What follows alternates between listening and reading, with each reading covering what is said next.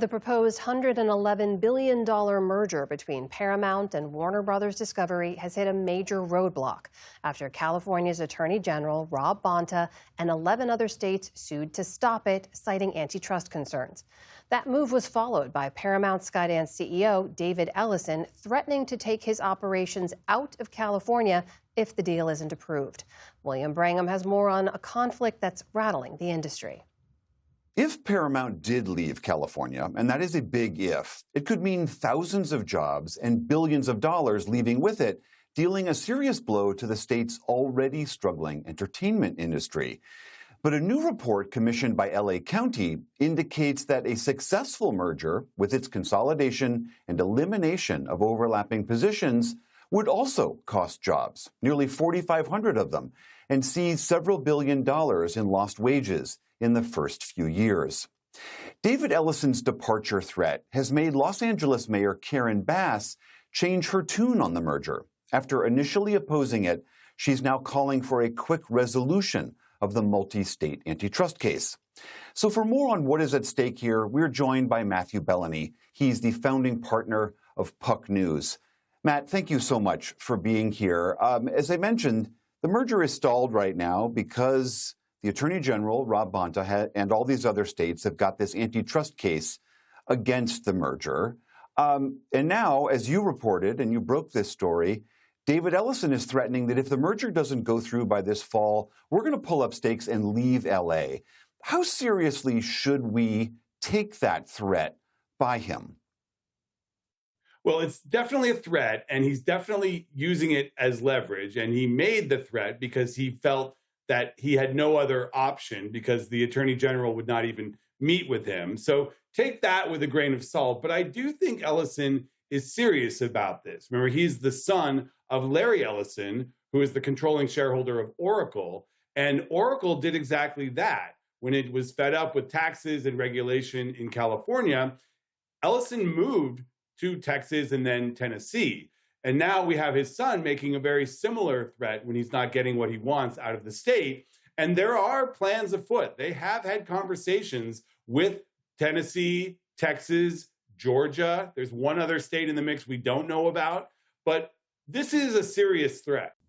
There's been such incredible fissures here. I mean, you've got the current governor, reportedly, the incoming governor, now the mayor of Los Angeles, all saying we need to make this merger work against a lot of the creative industry, including the union, saying, no, this is going to be terrible for jobs and this is going to just consolidate power.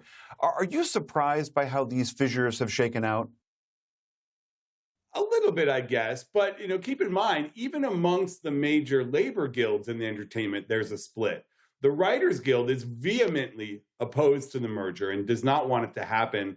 The Directors Guild and another union, IATSE, which represents below the line and more worker-oriented people, they have said that they would want a settlement with particular terms that they have outlined in a letter to the Attorney General. So it is this kind of Rorschach test when you talk to people in Hollywood.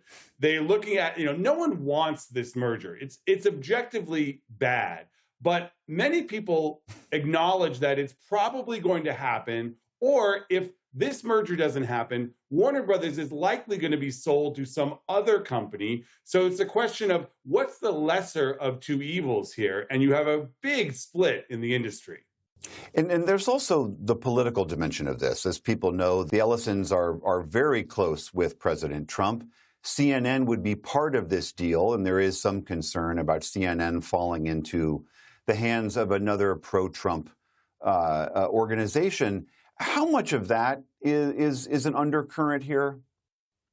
I think it's a major undercurrent, and I think it's something that has animated the Democrats on this issue. It's become a political football. Everybody has an opinion, and many people see what Ellison has done to CBS News since buying the parent company, Paramount. CBS News is undergoing a pretty radical overhaul, and 60 Minutes, a news brand that everybody knows about, everybody's kind of heard that things are afoot at 60 Minutes. So it's become this political thing that politicians know people care about. And yes, the Ellisons have aligned themselves very closely with the Trump administration. And the review of this merger by Trump's Justice Department was very swift and was approved, even though there were people at the Justice Department that really did want to review it further. So I think that is key here. It's not a coincidence that the 12 attorney generals who are opposing this merger are all from Democrat-led states. It's become something of a political football.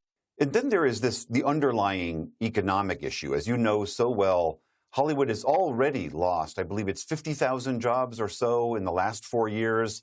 What happens to the industry if several thousand more jobs get lost? What does the town look like?